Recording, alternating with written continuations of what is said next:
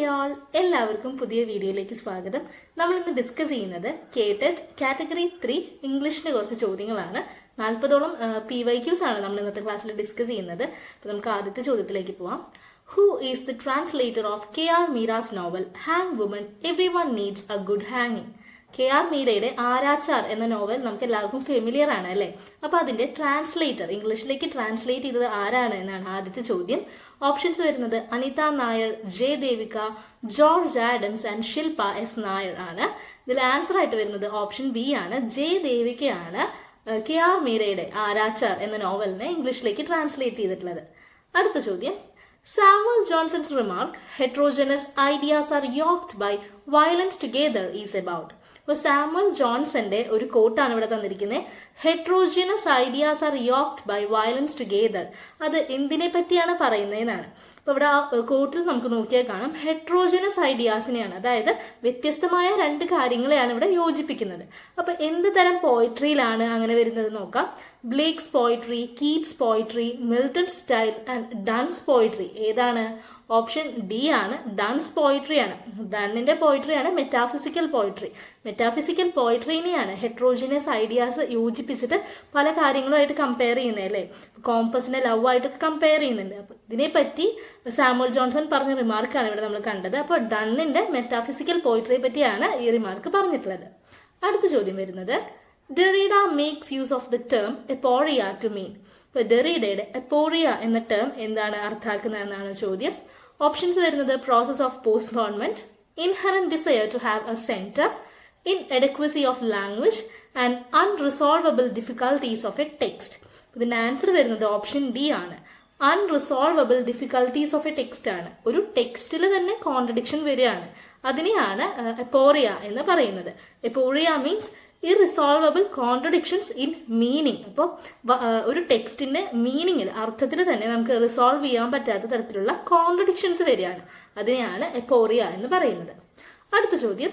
A tragic comedy in 2 acts is the subtitle of the play. ഇപ്പോൾ കുറച്ച് നാടകങ്ങൾ തന്നിട്ടുണ്ട്, അതിൽ ഏതിന് സബ് ആണ് A tragic comedy in 2 acts? ഏതാണ്? The Winter's Tale, Waiting for Godot, The Cherry Orchard, Amphitryon. ഏതിനെയാണ് A tragic comedy in 2 acts?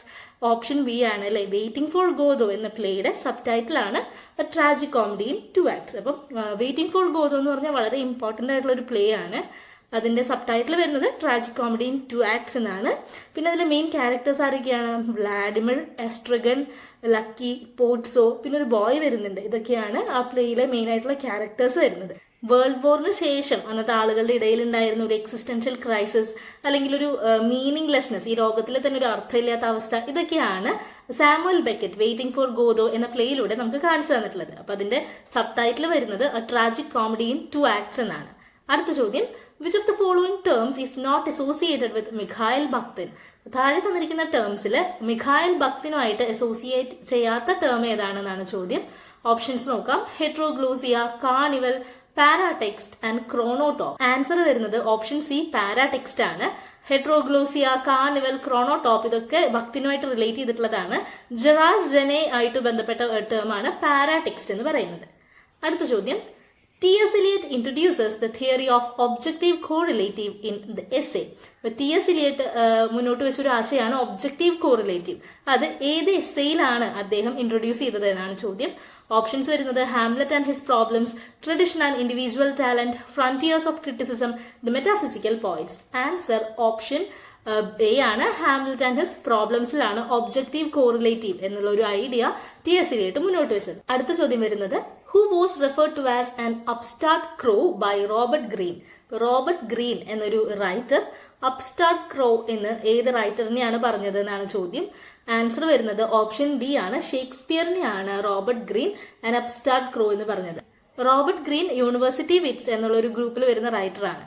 അദ്ദേഹം ഷേക്സ്പിയറിനെ criticise ചെയ്യാനാണ് upstart crow beautified by our feathers എന്ന് പറയുന്നത്. ഇത് ക്രോ എന്ന് പറയാൻ കാരണം മറ്റ് പോപ്പുലർ റൈറ്റേഴ്സിന്റെ വർക്ക്സ് കോപ്പി അടിച്ച് അല്ലെങ്കിൽ സ്റ്റീൽ ചെയ്തിട്ടാണ് ഷേക്സ്പിയർ എഴുതിയത്, അങ്ങനെയാണ് ഷേക്സ്പിയർ പോപ്പുലർ ആയത് എന്നുള്ളൊരു ക്രിറ്റിസിസം ആണ് റോബർട്ട് ഗ്രീൻ പറയുന്നത്. മാത്രമല്ല റോബർട്ട് ഗ്രീനെ പോലെയുള്ള യൂണിവേഴ്സിറ്റി വിറ്റ്സ് എഡ്യൂക്കേറ്റഡ് ആയിട്ടുള്ള റൈറ്റേഴ്സ് ആണ്. പക്ഷെ ഷേക്സ്പിയർ എന്ന് പറഞ്ഞാൽ അത്രയും എഡ്യൂക്കേറ്റഡ് ആയിട്ടുള്ള ഒരു റൈറ്റർ കൂടിയല്ല ആ കാലഘട്ടത്തിൽ. അപ്പൊ അങ്ങനെ ഒരു ക്രിറ്റിസൈസ് ചെയ്യാനാണ് Shakespeare ഷേക്സ്പിയറിനെ Robert green an upstart ക്രോ എന്ന് വിശേഷിപ്പിച്ചത്. അടുത്ത ചോദ്യം വരുന്നത് Which of the following is not related to a movement in art or literature? താഴെ തന്നിരിക്കുന്നതിൽ ഒരു മൂവ്മെന്റ് അല്ലാത്തത് ഏതാണ് എന്നാണ് ചോദ്യം. Realism, expressionism, Dadaism and pragmatism. Answer option D ആണ്, പ്രാഗ്മറ്റിസം ആണ്. പ്രാഗ്മറ്റിസം എന്ന് പറയുന്നത് ഒരു ഫിലോസഫിയാണ്, പക്ഷെ ബാക്കിയെല്ലാം എന്താണ്, അതൊരു ലിറ്റററി മൂവ്മെന്റ് അല്ലെങ്കിൽ ഒരു ആർട്ടിസ്റ്റിക് മൂവ്മെന്റ് ആണ്. പ്രാഗ്മാറ്റിസം എന്ന് പറയുന്നത് ഫിലോസഫിയാണ്. അടുത്ത ചോദ്യം Which of the following is not a contribution of B.F. Skinner? താഴെ തന്നിരിക്കുന്നതിൽ B.F. സ്കിന്നറിന്റേതല്ലാത്തത് ഏതാണ് എന്നാണ് ചോദ്യം. Behaviourism, operant conditioning, reinforcement, condition reflexes. Answer ഏതാണ്? ഓപ്ഷൻ ഡി ആണ്, കണ്ടീഷൻ റിഫ്ലെക്സസ് ആണ്. കണ്ടീഷൻ റിഫ്ലെക്സസ് ആരാണ് കൊണ്ടുവന്നത്? ഇവാൻ പാവ്ലോവിന്റെ ഐഡിയ ആണ് condition reflexes. Condition reflexes were the focus of Russian physiologist Ivan Pavlov, who studied classical conditioning in dogs. ഡോഗ്സിൽ classical കണ്ടീഷനിങ്ങിനെ പറ്റി പഠിച്ച് കണ്ടീഷൻ റിഫ്ലെക്സസ് എന്നുള്ള ഒരു ഐഡിയ കൊണ്ടുവന്നിട്ടുള്ളത് പാവ്ലോവ് ആണ്.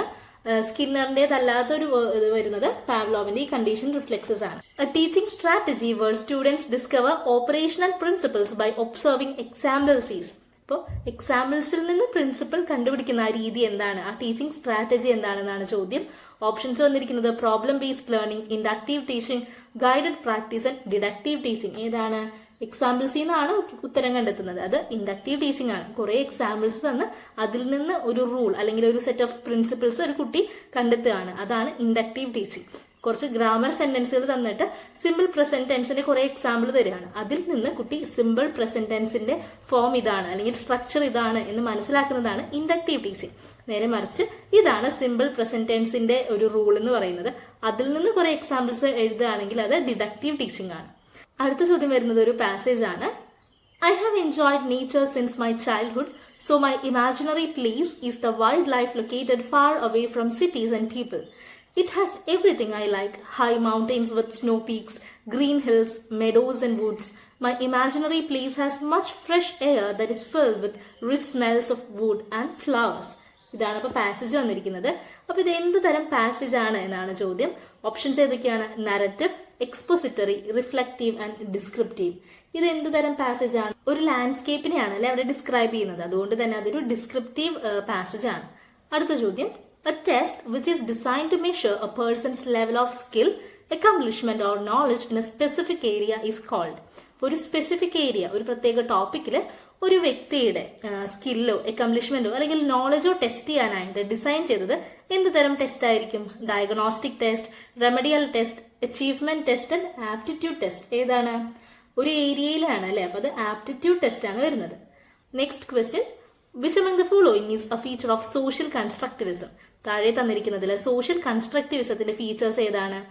Anchored instruction, inhibition of mother tongue, profuse use of mother tongue, use of translation every time. ഏതാണ്? Social കൺസ്ട്രക്റ്റിവിസത്തിന്റെ anchored instruction ആണ്. അതിൽ കുട്ടികളിൽ മീനിങ് ഫുൾ അല്ലെങ്കിൽ റിയൽ കോണ്ടെക്സ്റ്റ് കൊടുക്കുകയാണ് ചെയ്യുന്നത്. അതാണ് ആങ്കേർഡ് ഇൻസ്ട്രക്ഷൻ എന്ന് പറയുന്നത്. അപ്പൊ ആങ്കേർഡ് ഇൻസ്ട്രക്ഷൻ ആണ് സോഷ്യൽ കൺസ്ട്രക്റ്റിവിസത്തിന്റെ ഒരു ഫീച്ചറായിട്ട് ഇവിടെ തന്നിരിക്കുന്നതിൽ വരുന്നത്. അടുത്ത ചോദ്യം, which of the following is a subcategory skill in affective domain proposed by Bloom? നമ്മൾ ബ്ലൂംസ് ടാക്സോണമി പഠിച്ചിട്ടുണ്ട്. അതിൽ അഫക്റ്റീവ് ഡൊമെയിനിൽ സബ് കാറ്റഗറി ആയിട്ട് വരുന്നത് ഏതാണെന്നാണ് ചോദിച്ചിരിക്കുന്നത്. ഓപ്ഷൻസ് വരുന്നത് valuing, synthesising, evaluating and perceiving. Affective domain ആണ്. അപ്പൊ ഏതായിരിക്കും? ആൻസർ വരുന്നത് വാല്യൂവിംഗ് ആണ്. ഇവിടെ 3 ഡൊമെയിൻസും കൊടുത്തിട്ടുണ്ട്. കോഗ്നിറ്റീവ് എന്ന് പറഞ്ഞാൽ എന്താണ്? ഇന്റലിജൻസ്, ഇന്റലക്റ്റുമായിട്ട് ബന്ധപ്പെട്ടതാണ്. അഫക്റ്റീവ് എന്ന് പറഞ്ഞാൽ കുറച്ചുകൂടി മൈൻഡുമായിട്ട് ബന്ധപ്പെട്ടത്, ഇമോഷൻസുമായിട്ട് ബന്ധപ്പെട്ടതാണ്. സൈക്കോമോട്ടോർ ഡൊമെയിൻ എന്ന് പറഞ്ഞാൽ കുറച്ചും കൂടി ആക്ടിവിറ്റീസുമായിട്ട്, സൈക്കോമോട്ടോർ എന്നാണ് പറയുന്നത് അല്ലെ. അപ്പൊ തിങ്ക് ചെയ്ത് വർക്ക് ചെയ്യുന്നതുമായിട്ട് ബന്ധപ്പെട്ടതാണ് സൈക്കോമോട്ടോർ ഡൊമെയിൻ. ഇവിടെ വന്നിരിക്കുന്ന ആൻസർ ഓപ്ഷൻ എ ആണ്, വാല്യൂവിംഗ് ആണ്. അടുത്ത ചോദ്യം, which of the following is not an audio aid? താഴെ തന്നിരിക്കുന്നതിൽ ഓഡിയോ എയ്ഡ്, അതായത് ഹിയറിംഗുമായിട്ട് ബന്ധപ്പെടാത്തത് ആണ് നോക്കേണ്ടത്. Tape recorder, gramophones, linguaphone and flow chart. ഏതാണ്? ഓപ്ഷൻ ഡി ആണ് അല്ലെ, ഫ്ലോ ചാർട്ട് ആണ്. ഫ്ലോ ചാർട്ട് എന്ന് പറയുന്നത് ഒരു വിഷ്വൽ എയ്ഡ് ആണ്. അടുത്ത ചോദ്യം, the main objective of teaching a poem in the class is? ക്ലാസ്സിൽ ഒരു പോയം പഠിപ്പിക്കുന്നതിന്റെ മെയിൻ ആയിട്ടുള്ള ലക്ഷ്യം എന്താണെന്നാണ് ചോദ്യം. To study the words in the poem, to master the grammar in the lesson, to develop the skill of appreciation of students, to memorize the beautiful lines of the poem. ഏതാണ്? ഒരു കവിത ഒരു ക്ലാസ്സിൽ പഠിപ്പിക്കുന്നതിന്റെ main objective എന്ന് പറയുന്നത് to develop the skill of appreciation of students ആണ്. കുട്ടികളുടെ ഇടയിൽ ആസ്വാദനശേഷി വർദ്ധിപ്പിക്കാനായിട്ടാണ് നമ്മൾ ക്ലാസ്സിൽ കവിതകൾ പഠിപ്പിക്കുന്നത്. ബാക്കിയെല്ലാം അതിൽ സെക്കൻഡറി ആയിട്ട് വരുന്ന കാര്യങ്ങളാണ്. അതിൽ വാക്കുകൾ പഠിക്കുക, അല്ലെങ്കിൽ അതിൽ പോയറ്റിക് ഡിവൈസ് പഠിക്കുക, നല്ല ഭംഗിയായിട്ട് ലൈൻസ് ഒക്കെ പഠിക്കുക, അതൊക്കെ സെക്കൻഡറി ആണ്. മെയിൻ ആയിട്ട് ഒരു പോം ക്ലാസ്സിൽ പഠിപ്പിക്കുന്നതിന്റെ ഒബ്ജക്റ്റീവ് എന്ന് പറയുന്നത് കുട്ടികളിലെ അപ്രിസിയേഷന്റെ സ്കിൽ ഡെവലപ്പ് ചെയ്യാനായിട്ടാണ്. അപ്പോൾ ഓപ്ഷൻ സി ആണ് ആൻസർ ആയിട്ട് വരുന്നത്, to develop the skill of appreciation. അടുത്ത ചോദ്യം, which among the following is not a higher order thinking skill? താഴെ തന്നിരിക്കുന്നതിൽ ഹയർ ഓർഡർ തിങ്കിങ് സ്കിൽ അല്ലാത്തതാണ് analytical thinking, problem solving, memorising and evaluating. ഇതിലേതാണ് higher order അല്ലാത്തത്? Memorising ആണ് അല്ലെ, C ആണ്. അനലിറ്റിക്കൽ തിങ്കിങ് എന്ന് പറഞ്ഞാൽ കുട്ടികൾ അനലൈസ് ചെയ്ത് ചിന്തിക്കുകയാണ്. പ്രോബ്ലം സോൾവിങ് എന്ന് പറഞ്ഞാൽ അതും ഹയർ ഓർഡർ ആണ്. ഇവാലുവേറ്റിംഗ് എന്ന് പറഞ്ഞാലും കുട്ടികൾ ജഡ്ജ് ചെയ്യാണ് ചെയ്യുന്നത്. മെമ്മറൈസിംഗ് എന്ന് പറഞ്ഞാൽ അത് ലോവർ ഓർഡർ തിങ്കിങ് സ്കില്ലിൽ വരുന്ന ഒരു കാര്യമാണ്. കുട്ടികൾ അത് മെമ്മറൈസ് ചെയ്യാണ്, കാണാതെ പഠിക്കുകയാണ് ചെയ്യുന്നത്. ബാക്കിയെല്ലാം ഹയർ ഓർഡർ സ്കിൽസ് ആയിട്ടാണ് വരുന്നത്. അപ്പോൾ ഓപ്ഷൻ സി ആണ് ആൻസർ ആയിട്ട് വരുന്നത്. അടുത്ത ചോദ്യം, the students take down the notes when A teacher dictates notes in the class. What type of listening is taking place here from the part of the students? Teacher ക്ലാസ്സിൽ notes dictate ചെയ്യാണ്, കുട്ടികൾ അത് എഴുതിയെടുക്കുന്നു. അങ്ങനെയാകുമ്പോൾ എന്ത് type listening ആണ് ഇവിടെ കുട്ടികൾ ചെയ്യുന്നത്? Active listening, passive listening, casual listening and selective listening. ഏതാണ്? കുട്ടികൾ നോട്ട്സ് എഴുതിയെടുക്കുകയാണ് അല്ലെ. അപ്പൊ കണ്ടിന്യൂസ് ആയിട്ട് അവര് കേട്ട് ഫുൾ എഴുതിയെടുക്കുന്നുണ്ട്. അപ്പൊ അത് ആക്റ്റീവ് ലിസണിംഗ് ആയിട്ടാണ് വരുന്നത്. അടുത്ത ചോദ്യം, what is the method of teaching in which instructor gives commands to the students in the target language with body movements and students responds with whole body action? എന്താണ് ചോദ്യം? ഒരു teaching മെത്തേഡാണ് ഇവിടെ ചോദിച്ചിരിക്കുന്നത്. അതിൽ ഇൻസ്ട്രക്ടർ ടാർഗറ്റ് ലാംഗ്വേജിൽ body മൂവ്മെന്റ്സോട് കൂടിയാണ് കമാൻഡ് ചെയ്യുന്നത്. തിരിച്ചു കുട്ടികൾ എങ്ങനെയാണ് റെസ്പോണ്ട് ചെയ്യുന്നത്? ഹോൾ ബോഡി ആക്ഷനിലാണ്. ഇത് എന്ത് ടൈപ്പ് ടീച്ചിങ് മെത്തേഡാണ് എന്നാണ് ചോദ്യം. Suggestopedia, the bilingual method, total physical response and the direct method. ഇതൊക്കെയാണ് ഓപ്ഷൻസ് വന്നിരിക്കുന്നത്. ആൻസർ ഏതാണ്? ടോട്ടൽ ഫിസിക്കൽ റെസ്പോൺസ് ആണ് അല്ലെ. ആ പേരിൽ തന്നെയുണ്ട് ടോട്ടൽ. അവരുടെ ബോഡി മൂവ്മെന്റുമായിട്ടാണ് അവർ റെസ്പോണ്ട് ചെയ്യുന്നത്. ഹോൾ ഫിസിക്കൽ ബോഡിയാണ് അവിടെ ഇൻക്ലൂഡ് ചെയ്യുന്നത്. അപ്പൊ ആൻസർ ഓപ്ഷൻ സി ആണ്, ടോട്ടൽ ഫിസിക്കൽ റെസ്പോൺസ് ആണ് ആൻസർ ആയിട്ട് വരുന്നത്. അടുത്ത ചോദ്യം, the child first learns his mother tongue through. കുട്ടി എങ്ങനെയാണ് ആദ്യമായിട്ട് മാതൃഭാഷ പഠിക്കുന്നത്? Pattern practice, reinforcement, imitation and conversation. എങ്ങനെയാണ് ഒരു കുട്ടി ആദ്യമായിട്ട് സംസാരിക്കുക? അത് മുതിർന്നവർ പറയുന്നത് കേട്ട് ഇമിറ്റേറ്റ് ചെയ്യുമ്പോഴാണ് അല്ലെ. അതുപോലെ പറയാനായിട്ട് കുട്ടികൾ ശ്രമിക്കുകയാണ്. അങ്ങനെയാണ് മാതൃഭാഷ പഠിക്കുന്നത്. അപ്പോൾ ഓപ്ഷൻ സി, ഇമിറ്റേഷൻ ആണ് ഇവിടെ ഉത്തരമായിട്ട് വരുന്നത്. കുട്ടി ആദ്യമായിട്ട് മാതൃഭാഷ ഇമിറ്റേഷനിലൂടെയാണ് പഠിക്കുന്നത്. അടുത്ത ചോദ്യം, വാട്ട് ഈസ് ലിംഗ്വിസ്റ്റിക്സ്? അപ്പൊ ലിംഗ്വിസ്റ്റിക്സ് എന്താണ് ഡയറക്റ്റ് ആയിട്ട് ഇവിടെ ചോദ്യം വന്നിരിക്കുന്നത്. The study of language in relation to social factors, the scientific study of language and its structure, the study of the relationships between linguistic behavior and psychological process. ഏതാണ് ഉത്തരമായിട്ട് വരുന്ന linguistics? What is linguistics? The scientific study of language and its structure ആണ് അല്ലെ. ഭാഷയെ പറ്റിയുള്ള ശാസ്ത്രീയമായ പഠനം, ഭാഷയും ഭാഷയുടെ സ്ട്രക്ചർ, അതിന്റെ ആ ഘടനയെയും പറ്റിയുള്ള ശാസ്ത്രീയമായ പഠനത്തിനെയാണ് നമ്മൾ ലിംഗ്വിസ്റ്റിക്സ് എന്ന് പറയുന്നത്. അടുത്ത ചോദ്യം, an approach to language teaching in which the study of authentic text and the use of language both inside and outside of the class is taking place. ഇവിടെ ഒതന്റിക് ടെക്സ്റ്റ് ആണ് പഠിക്കാനായിട്ട് ഉപയോഗിക്കുന്നത്. അതുപോലെ തന്നെ ക്ലാസ്സിനുള്ളിലും പുറത്തും, അതായത് റിയൽ ലൈഫ് സിറ്റുവേഷനിലും ഉപയോഗിക്കുന്ന ഭാഷയെ പറ്റിയും പഠിക്കുന്നുണ്ട്. ഇവിടെ ഒതന്റിക് ടെക്സ്റ്റ് എന്ന് പറയുന്നത് നമ്മുടെ റിയൽ ലൈഫ് ഇൻസിഡൻസ് അല്ലെങ്കിൽ എന്തെങ്കിലും റെക്കോർഡിങ്സോ റിയൽ ലൈഫ് ആയിട്ടുള്ള കോൺവെർസേഷനോ അങ്ങനത്തെ കാര്യങ്ങളെയാണ് ഒതന്റിക് ടെക്സ്റ്റ് എന്ന് പറയുന്നത്. റിയൽ ആയിട്ട് നടന്ന കാര്യങ്ങൾ. അത് എന്ത് ടൈപ്പ് ഓഫ് ലാംഗ്വേജ് ടീച്ചിങ് ആണ് എന്നാണ് ചോദ്യം. ഓപ്ഷൻസ് വരുന്നത് communicative language learning, task based learning, grammar cum translation, communicative language teaching. ഏതാണ്? ഓപ്ഷൻ ഡി ആണ് ആൻസർ ആയിട്ട് വരുന്നത്. കമ്മ്യൂണിക്കേറ്റീവ് ലാംഗ്വേജ് ടീച്ചിങ് ആണ്. എന്താണ് കാരണം? നമ്മൾ കമ്മ്യൂണിക്കേറ്റ് ചെയ്യാനുള്ള ആസ്പെക്റ്റിനാണ് കൂടുതൽ ഇമ്പോർട്ടൻസ് അവിടെ കൊടുക്കുന്നത്. ക്ലാസ്സിനകത്തും പുറത്തും അല്ലെങ്കിൽ റിയൽ ലൈഫ് സിറ്റുവേഷനിലെ കാര്യങ്ങളും ഇവിടെ പഠിക്കാനായിട്ട് ടെക്സ്റ്റ് ആയിട്ട് എടുക്കുന്നുണ്ട്. അപ്പൊ കമ്മ്യൂണിക്കേഷൻ ആണ് അവിടെ കൂടുതലായിട്ട് ഇമ്പോർട്ടൻസ് കൊടുക്കുന്നത്. അതുപോലെ തന്നെ ഒതന്റിക് മെറ്റീരിയൽസും ക്ലാസ്സിൽ യൂസ് ചെയ്യുന്നുണ്ട്. അപ്പം കമ്മ്യൂണിക്കേറ്റീവ് ലാംഗ്വേജ് ടീച്ചിങ് ആണ് ഇതിന്റെ ഉത്തരമായിട്ട് വരുന്നത്. അടുത്ത ചോദ്യം, you are going to a book stall, picking up a magazine and flipping through its pages. You take in only the headings or the pictures to get a broad idea of what the magazine covers. What type of reading is this? നമ്മളൊരു book സ്റ്റാളിൽ പോയിട്ട് ഒരു book എടുക്കുകയാണ്, ഒരു magazine എടുത്ത് അതിന്റെ pages നോക്കി just ഇമേജസും അല്ലെങ്കിൽ ഹെഡിങ്സും മാത്രം നോക്കി വരികയാണ്. അത് എന്ത് ടൈപ്പ് റീഡിംഗ് ആണ് എന്നാണ് ചോദ്യം. Scanning, intensive reading, extensive reading and skimming. എന്താണ് ഇത്? സ്കിമ്മിങ് ആണ്. നമ്മൾ ജസ്റ്റ് ഒരു ബ്രോഡായിട്ട് ആ ബുക്കിൽ എന്താണ് പറയുന്നത് എന്നാണ് നോക്കുന്നത് അല്ലേ. അപ്പൊ അതിനെ നമ്മൾ സ്കിമ്മിങ് എന്നാണ് പറയുന്നത്. അടുത്ത ചോദ്യം ലേവ് വൈഗോട്സ്കി ഈസ്. അപ്പോൾ വൈഗോട്സ്കിയുടെ നാഷണാലിറ്റി ആണ് ചോദിച്ചിരിക്കുന്നത്. ആൻസർ വരുന്നത് ഓപ്ഷൻ എ ആണ്. റഷ്യൻ സൈക്കോളജിസ്റ്റ് ആണ് വൈഗോട്സ്കി. അടുത്ത ചോദ്യം who is the founder of humanistic approach to psychology. സൈക്കോളജിയിലെ ഹ്യൂമനിസ്റ്റിക് അപ്രോച്ചിന്റെ ഫൗണ്ടർ ആരാണ് എന്നാണ് ചോദ്യം. ആൻസർ വരുന്നത് ഓപ്ഷൻ സി ആണ്. കാൾ റോജേഴ്സ് ആണ് ആൻസർ ആയിട്ട് വരുന്നത്. റോജർ ആണ് സെൽഫ് ആക്ച്വലൈസേഷൻ അല്ലെങ്കിൽ ലേണർ സെന്റേർഡ് എഡ്യൂക്കേഷൻ ഒക്കെ എംഫസിസ് കൊടുത്തത്. അപ്പോൾ റോജേഴ്സ് ആണ് ഹ്യൂമനിസ്റ്റിക് അപ്രോച്ചിന്റെ ഫാദർ അല്ലെങ്കിൽ ഫൗണ്ടർ ആയിട്ട് വരുന്നത്. അടുത്ത ചോദ്യം the gap between what a learner has mastered and what he can potentially master with the support and assistance is known as. ഇവിടെ ചോദിച്ചിരിക്കുന്നത് ഒരു കുട്ടി ഓൾറെഡി മാസ്റ്റർ ചെയ്ത കാര്യം ഇനി മറ്റൊരാളുടെ അല്ലെങ്കിൽ ഒരു ടീച്ചറുടെ സഹായത്തോടു കൂടി ആ കുട്ടിക്ക് നേടാൻ പറ്റുന്ന ആ ഒരു ലെവലും തമ്മിലുള്ള ആ ഗ്യാപ്പ്, ആ ഡിഫറൻസിനെ എന്താണ് പറയാന്നാണ്. ഓപ്ഷൻസ് വരുന്നത് comfort zone of learning, zone of proximal development, the growth zone of learning, passive scaffolding. ഏതാണ് ഉത്തരം വരുന്നത്? ഓപ്ഷൻ ബി ആണ്. സോൺ ഓഫ് പ്രോക്സിമൽ ഡെവലപ്മെന്റ് ആണ്. വൈഗോട്സ്കി ആണ് ഈ ഐഡിയ കൊണ്ടുവന്നിട്ടുള്ളത്. ഒരു കുട്ടി ഓൾറെഡി ലേൺ ചെയ്തതും ഇനി ഒരാളുടെ സഹായത്തോടു കൂടി ആ കുട്ടിക്ക് ലേൺ ചെയ്യാൻ പറ്റുന്നതും ആ ഒരു ഗ്യാപ്പിനെയാണ് സോൺ ഓഫ് പ്രോക്സിമൽ ഡെവലപ്മെന്റ് എന്ന് പറയുന്നത്.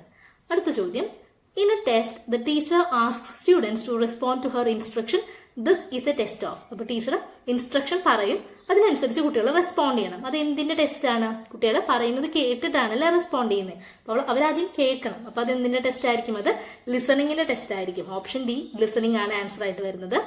അടുത്ത ചോദ്യം പ്രിപ്പോസിഷൻസ് കം അണ്ടർ. പ്രിപ്പോസിഷൻസ് എന്ത് തരം വാക്കുകളാണ്? Special words, structural words, content words and action words. എന്താണ് പ്രിപ്പോസിഷൻസ്?